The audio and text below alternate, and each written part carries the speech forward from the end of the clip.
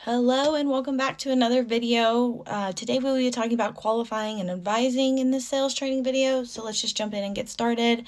My first point, I'm going to talk about qualifying leads. So that is using your customer profiles and personas to narrow down all of your leads to make sure they are worth the time to reach out. Okay, that sounds a little weird, but basically it's really that. You just need it. You don't want to waste your time. You don't want to waste anybody's time. Anybody can go and click on your link, can go click on your feed to get information, but not everybody necessarily wants to move forward with that step. It's like when you go and look for a car online, you're not necessarily wanting to buy that car online, but that little chat box is just kind of there and you're like, oh, blah blah blah, and then you're like, okay, I'm done. That's basically saves you from all that time. During this, you'll be kind of referring back to your good fit prospects. So you will be using, again, that ideal customer profile, your buyer persona, that'll basically tell you who you're looking for, what leads to click on and engage with. Because while all leads are potential buyers, sometimes people don't actually want to continue and go through with it, whether if they're not ready, whatever the reason may be. This will just kind of chop that time down. So then there's some points here that I've listed. I've kind of capitalized and blocked the letters for you for challenges, goals, and plans.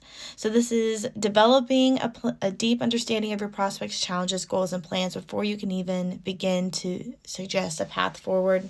You want to address their challenges, obviously, because without knowing what their problems are, they wouldn't be looking for a new solution if they weren't facing a challenge.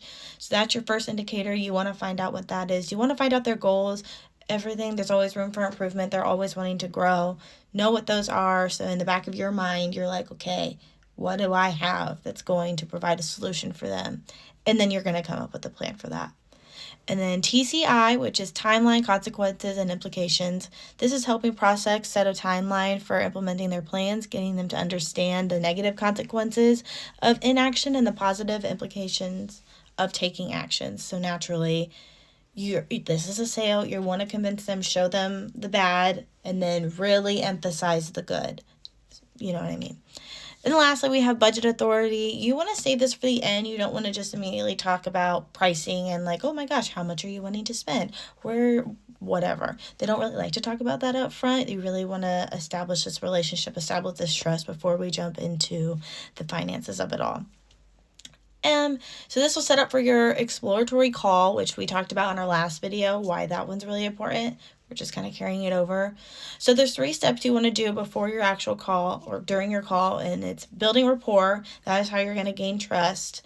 Recap what you learned in previous conversations. So you emailed them, you've reached out, you're finding out a little bit about who they are. You need to keep all that information, keep the red receipts of that information, and that way you can use it in your exploratory call. Hey, I remember you mentioned this. Let's talk about it. And then you're going to set an agenda for the call.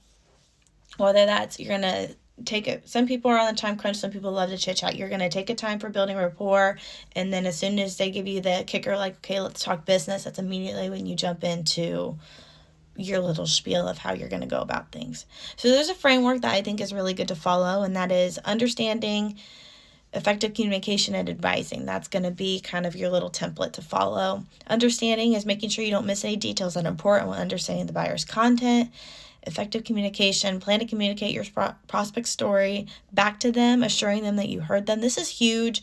You want to make sure you're understanding and hearing them what they're saying correctly, so that way, when you repeat it to them, they're either going to be like, yep, you're right, or no, this is what I mean. And it's just going to save you time naturally. And then advising, set up your product or service as a solution to your buyer's challenges.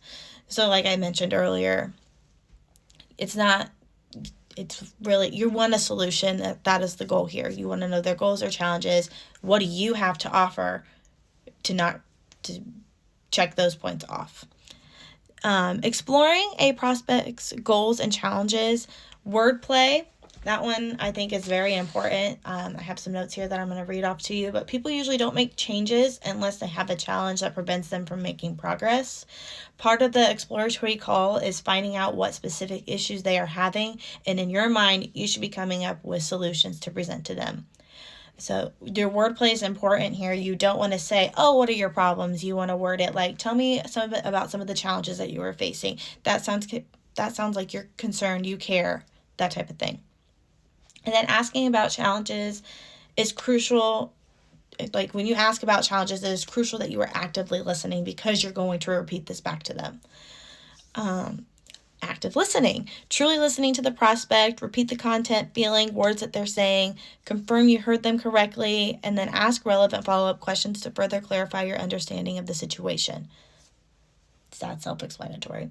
And then goals. Most people love talking about their goals, and after addressing some of the challenges, you want to start asking about their goals. That they want to talk more about the positive and like, oh, this is what I'm envisioning, more about the problems that they're facing.